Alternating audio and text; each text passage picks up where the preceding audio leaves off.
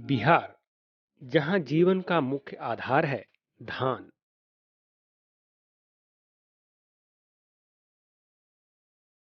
बिहार में धान की खेती 3.6 मिलियन हेक्टेयर क्षेत्र में की जाती है, जो कि पूरे देश की तुलना में 8.5% है, जिस पर लगभग 8 करोड़ की आबादी का पेट भरने का भार है।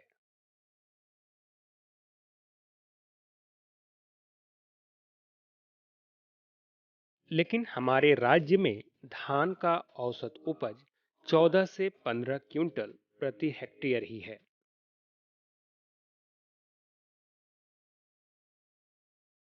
जो कि देश की राष्ट्रीय उपज से भी कम है।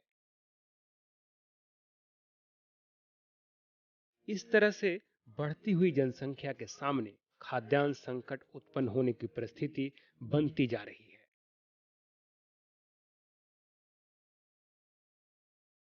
इसी समस्या से निपटने के लिए और लोगों का मुख्य भोज धान के पैदावार को बढ़ाने के लिए एक तकनीक का सहारा लिया जा रहा है, जिसे एसआरआई कहते हैं। इसे श्री विधि के नाम से भी जाना जाता है।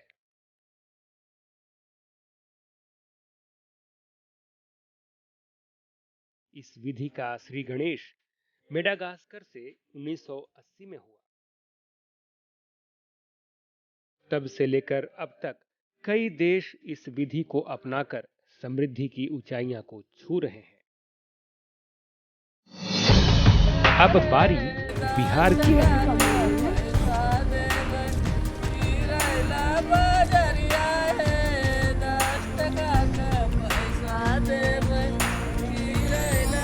बिहार में प्रयोग के स्तर पर यह विधि 2005 से ही लगाने की शुरुआत हुई, जिसका प्रसार धीरे धीरे किसानों तक हुआ और इस साल से कई किसान इस विधि से धान की खेती कर रहे हैं। श्री विधि अभी 1980 और 82 से ही ऑस्ट्रेलिया महादेश के मेडागास्कर से यह सोच एक पादरी के द्वारा यहाँ आज भारत आज इन दिनों मतलब बिहार में तो 2005 से हमारे जानकारी में आया और 2005 में मैंने की, जो अच्छा रिस्पांस मिला, सफलतापूर्वक उसको किया। फिर 2010 में सफलतापूर्वक किया, जो कि कम से कम हमको 3 मन का कट्ठा भगवती धान हुआ।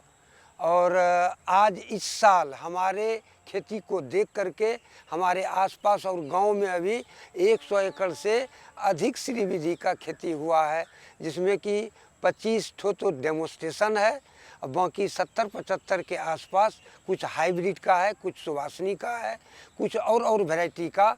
अभी 100 एकड़ के आसपास श्री विधि चल रहा है।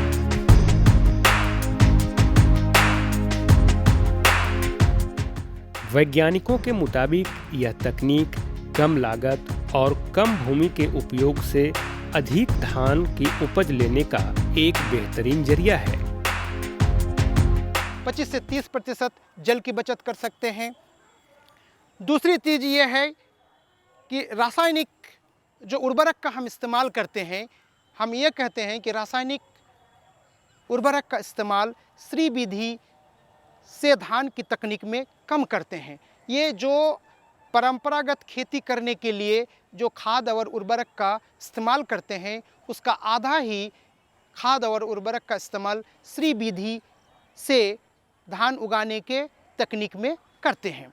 इस तरह से रासायनिक खाद में लगने वाले लागत को भी हम 25 से 30% कम कर सकते हैं। इस तरह से खेती के लागत को कम करके खेती को मुनाफा और फ़ायदा ज़्यादा दे सकते हैं। तीसरी चीज़ ये है कि श्री विधि को ज़्यादातर छोटे और सीमांत किसान ही अपनाते हैं और हमारे बिहार में 80% से भी ज़्यादा किसान छोटे और सीमांत किसान हैं, जो संसाधन से भरपूर नहीं हैं।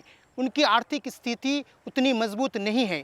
उनकी आर्थिक स्थिति को मजबूती प्रदान करने के लिए ज़्यादा से ज़्यादा उनको उपज मिले, उनसे उनके उपज को प्राप्त करने के लिए कम लागत लगे, ऐसी एक श्री विधि, ऐसी एक तकनीक है जिससे कि हम कम खर्च में ज़्यादा से ज़्यादा मुनाफा ले सकते हैं।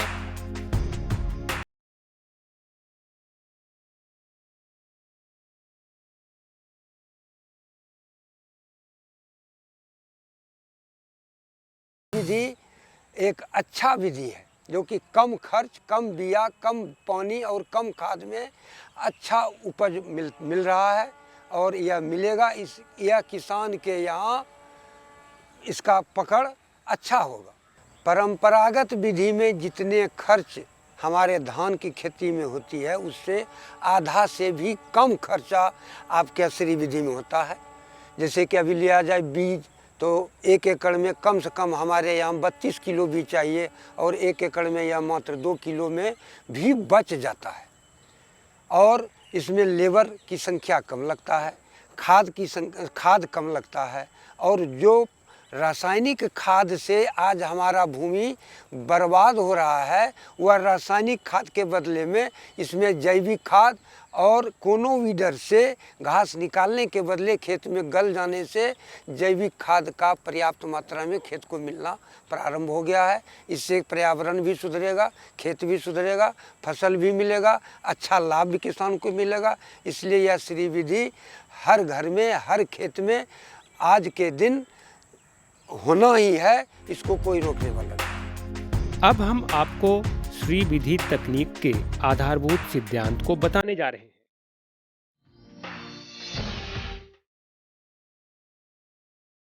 इसके आधारभूत सिद्धांत इस प्रकार हैं।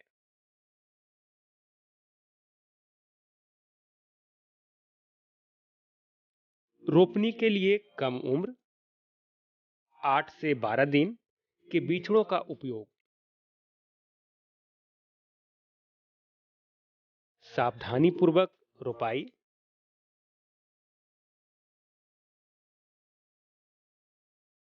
तुलनात्मक रूप से अधिक दूरी पर रोपाई,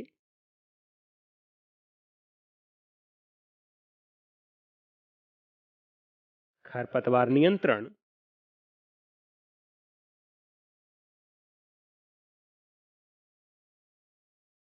जल प्रबंधन,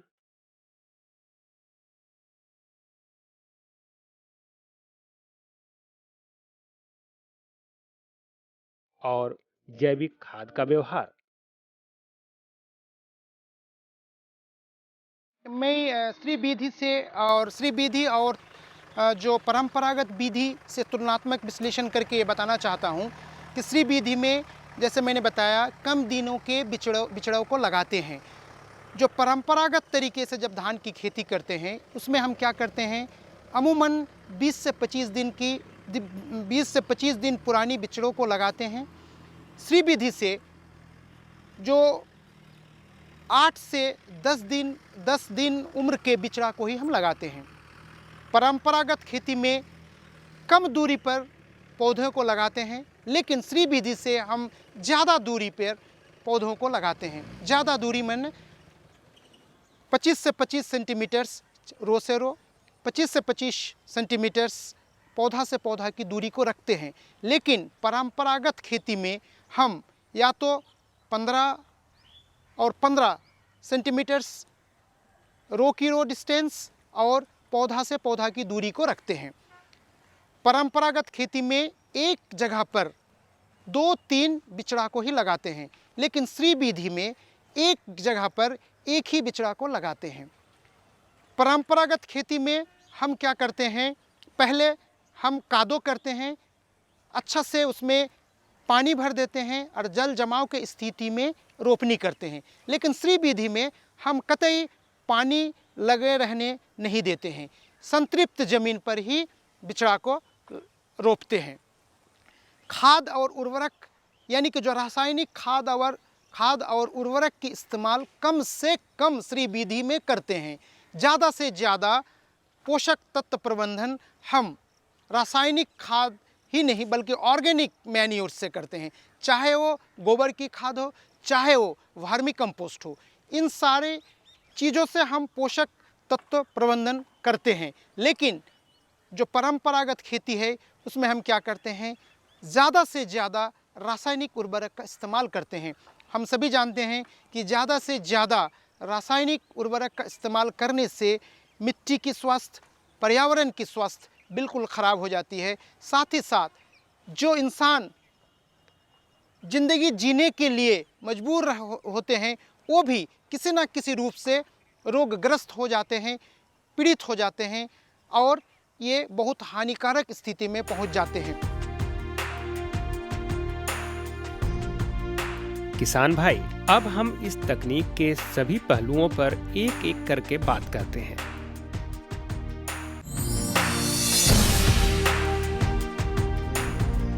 श्री विधि की शुरुआत बीजोपचार से की जाती है। इसके लिए नमक घुले पानी में धान के बीज को डाल दिया जाता है, जिससे कि बढ़िया बीज नीचे चले जाते हैं और खराब बीज ऊपर की ओर आ जाते हैं। इन मरे हुए बीजों को छानकर फेंक देना चाहिए। बीजोपचार के और तकनीक को हम जानते हैं अपने विशेषज्ञ से। उपचारित बीज का प्रयोग जो अंकुरित भी हो, उपचारित बीज के लिए का मतलब ये कि आप श्री विधि में आप जानते होंगे, या जो किसान बंधु नहीं जानते हैं उनको ये जानकारी होनी चाहिए कि बीज को उपचार करने से पहले नमक के घोल में उसको डाला जाता है, ताकि उसमें जो मरे हुए बीज हैं वो ऊपर तैरने लगें, जिसको हम छान कर बाहर निकाल लेते हैं और फिर शुद्ध बीज को ही उपचारित करते हैं। तो इसके लिए 10% सॉल्ट सॉल्यूशन में, नमक के घोल में, यानी 1 लीटर पानी में 100 ml नमक डालकर उसका मिश्रण बनाते हैं, घोल बनाते हैं, और उसी घोल में जो धान के बीज हैं उसको डाल देते हैं और हाथ से उसको मिलाते हैं। तो जो भी मरे हुए बीज हैं वो जल की सतह पर तैरने लगते हैं, जिसको हाथ से छानकर अलग कर लिया जाता है। फिर स्वस्थ बीज जो नीचे बैठ जाते हैं उनको बाहर निकाला जाता है और उस बीज को शुद्ध पानी से, स्वच्छ पानी से 4 से 5 बार फिर धो लिया जाता है। अब इस बीज को, जो स्वस्थ बीज हैं, उसमें 2 ग्राम बेवेस्टिन नाम की दवा, जिसको रासायनिक रूप से कार्बेंडाजिम भी कहते हैं, 2 ग्राम प्रति किलो बीज के हिसाब से उपचारित करते हैं। और ये पाउडर है, और उस बीज जो हम पानी से बाहर निकाले हैं स्वस्थ बीज को, उस पर इस पाउडर को डालकर अच्छी तरह से हल्के हाथ से मिला देते हैं और फिर 10 से 15 मिनट के लिए उसको छाया में छोड़ देते हैं। तो ये बीज का उपचार हो गया। दूसरे तरह से भी बीज का उपचार कर सकते हैं। इसको पहले जो पानी का सॉल्यूशन बनाएंगे उसी में इसको बीज दवा को डालेंगे और फिर उसी पानी में बीज को 12 घंटे तक फूलने के लिए छोड़ देंगे और उस बीज उपचारित, दवा से उपचारित बीज को फिर जूट के बोरे में निकाल कर उसको किसी ऊंचे स्थल पर बांध कर छोड़ देंगे, ताकि उसमें जो एक्सेस वाटर है वो वाटर बाहर निकल जाए और फिर वो लगभग 24 घंटे में अंकुरित हो जाता है। बीज स्थली का चयन करना भी उतना ही महत्वपूर्ण हो जाता है। इसीलिए किसान बंधु हमेशा याद रखें कि बीज स्थली ऐसी जगह पर लगावें या तैयार करें जहां सिंचाई की समुचित व्यवस्था हो, बोरिंग हो, पंप सेट हो या कुआं हो, ताकि आवश्यकता अनुसार बीज स्थली में अगर पानी देने की आवश्यकता है तो आप समय से पानी उपलब्ध करा सकें। दूसरी बात, बीज स्थली को हमेशा ऊंचे स्थान पर लगाना चाहिए जहां वर्षा के कारण या अन्य कारणों से ज़्यादा जल जमाव ना हो सके। अभी किसान बंधु देख रहे होंगे कि लगातार बारिश हो रही है, तो इस बारिश में कहीं कहीं जो निचली भूमि में लोग बिचड़े लगाए हैं उनका बिचड़ा डूब गया है और लगभग समाप्त हो गया है। तो ऐसी स्थिति में अगर आप निचली ज़मीन में बिचड़ा तैयार करते हैं तो वहाँ संभावना बनती है कि आपके बिचड़े बर्बाद हो जाएंगे या बिचड़ा उगाने के लिए अगर आप बीज की बुआई कर रहे हैं बीज स्थली में, तो हो सकता है कि वहाँ पानी के लगने से या वर्षा के पानी के जमा होने से वह अंकुरित होता हुआ बीज वहीं नष्ट हो जाए। तो किसान बंधु से हमारी सलाह है कि बीज स्थली जहाँ भी तैयार करें वहाँ की ज़मीन ऊंची हो और वहाँ जल की समुचित व्यवस्था हो। दूसरी बात, किसान बंधु यह भी ध्यान रखें कि जो बीज स्थली का इस्तेमाल कर रहे हैं उसमें खरपतवार ना हो, क्योंकि खरपतवार आपके बिचड़े को भी नुकसान पहुंचा सकता है और बहुत सारे कीड़े मकोड़े को भी आमंत्रण दे सकता है। ये बहुत सारे रोग को भी फैला सकता है। तो बीज स्थली को खरपतवार से भी आपको मुक्त रखना है। और सबसे बड़ी बात यह है कि बीज स्थली की जो मिट्टी है वो बिल्कुल आप पल्वराइज रखें और इसके लिए गोबर की खाद, वर्मी कंपोस्ट या नेडेप कंपोस्ट इसका पर्याप्त मात्रा में प्रयोग करें, ताकि बीज स्थली की जो मिट्टी है वो काफ़ी भुरभुरी हो जाए और बिचड़े को उखाड़ते समय किसी भी तरह की परेशानी ना हो, जड़ ना टूटे और आराम से बिचड़ा उखड़ जाए।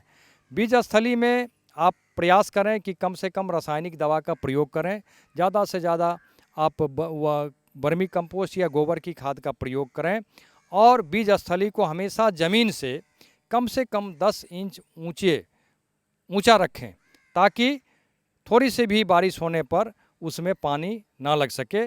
और बीज स्थली के चारों तरफ आप जल निकास की व्यवस्था को सुनिश्चित कर लें, ताकि बारिश होने पर अगर अधिक पानी हो जाता है तो उसको आप आवश्यकता अनुसार आप बाहर निकाल सकते हैं।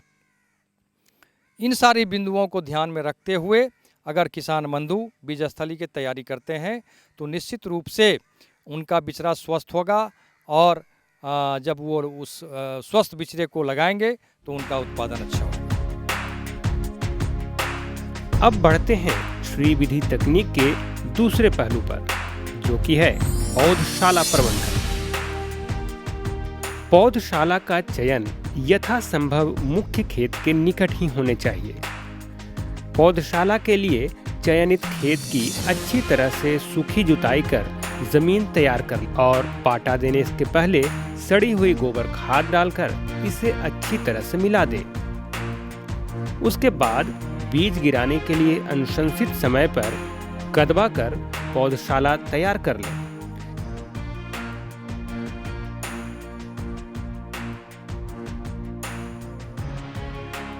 विधि में जो तकनीक है इसमें बिचड़े उगाने को तकनीक को मैं अभी बातें करूंगा कि किस तरीके से श्री विधि में जो बिचड़ा उगाते हैं उसके बारे में बात करना चाहता हूं। श्री विधि में मैं पहले ही बताया कि कम दिनों के बिचड़ा को लगाते हैं। इसके लिए हम क्या करते हैं, 20 मीटर और 5 मीटर की एक क्यारी बनाती हैं। ऐसा क्यारी 4 क्यारी बनाते हैं और उससे जितना भी पौधशाला तैयार होता है वो 1 हेक्टेयर रोपनी के लिए पर्याप्त माना जाता है। सबसे पहले स्थान का निर्धारण, हम ऐसे स्थान का चुनाव करें जो समतल खेत से थोड़ा सा ऊंची हो, जिसमें जल जमाव की कोई स्थिति न बन सके, जहां पर जल निकास का भी सुनिश्चित व्यवस्था हो सके। एक क्यारी की जो आकार है वो 20 गुना 5 मीटर की आकार है, यानी 100 स्क्वायर मीटर्स में जो हम बिचड़े उगाएंगे वो 1 हेक्टेयर रोपनी के लिए पर्याप्त होगा। एक क्यारी के लिए सबसे पहले हम लोग क्या करते हैं, गोबर की मिट्टी को डालते हैं, 4-5 टोकरी गोबर की खाद को उसमें अच्छी तरह से मिलाकर उस पर छींट देते हैं। उसके ऊपर एक छोटी सी परत फिर भुरभुरी मिट्टी को दे देते हैं, फिर एक छोटी हल्की सी परत गोबर की खाद को देकर, मिट्टी देकर, बीज को भिगोया हुआ बीज को 36 घंटा बीज को भिगोते हैं। उसके बाद फिर बोरी में इसको लपेट के बांधते हैं और उसके बाद जब अंकुरन की स्थिति में होती है तो ऐसे अंकुरित बीज को हम समान रूप से तैयार क्यारियों में छींट देते हैं और फिर उसको पुआल से या कोई भी फसल के अवशेष से उसको ढाक देते हैं। इससे 4-5 दिन तक ढका हुआ स्थिति में छोड़ देते हैं। थोड़ी थोड़ी पानी का छिड़काव करते रहते हैं। बिचरे की जो बीज स्थली है, जहाँ बिचरा हम तैयार करेंगे, ज़मीन से उसकी ऊंचाई लगभग 10 इंच होनी चाहिए और 2 बेड के बीच में लगभग 1.5 फीट का फासला होना चाहिए। और इस फासला को सिर्फ 2 बेड के बीच में दूरी बनाए रखने के लिए ही नहीं रखा जाता है, बल्कि सिंचाई के लिए भी उसको इस तरह का फासला दिया जाता है, ताकि पानी की अगर आवश्यकता है तो 2 बेड के बीच में जो जगह हम छोड़े हैं उसमें पानी को भर करके बीज स्थली की सिंचाई की जा सके। साथ ही बिचरे बीज स्थली की जो चौड़ाई है वो लगभग 5 फीट रखी जाती है और लंबाई 20 फीट तक रखी जाती है। तो लगभग 1 एकड़ खेत के लिए 2 किलोग्राम बीज की आवश्यकता पड़ती है और इस तरह के 5 फीट चौड़ी और 20 फीट लंबी का लगभग 4 बेड बनाया जाता है और प्रत्येक बेड पर आधा किलोग्राम सीड गिराया जाता है। तो बीज स्थली पर सबसे पहले वर्मी कंपोस्ट और मिट्टी, जो चिकनी मिट्टी हो, उसका मिश्रण बना करके जो ऊंचा 10 इंच ऊंचा बेड है उसके ऊपर लगभग 1 और 4 के रेशियो में, यानी 4 भाग मिट्टी और चिकनी मिट्टी और 1 भाग वर्मी कंपोस्ट, तो एक बेड पर अगर 5 फीट चौड़ी है और 20 फीट लंबी बेड है तो उसमें लगभग 25 से 30 किलोग्राम वर्मी कंपोस्ट की आवश्यकता पड़ेगी।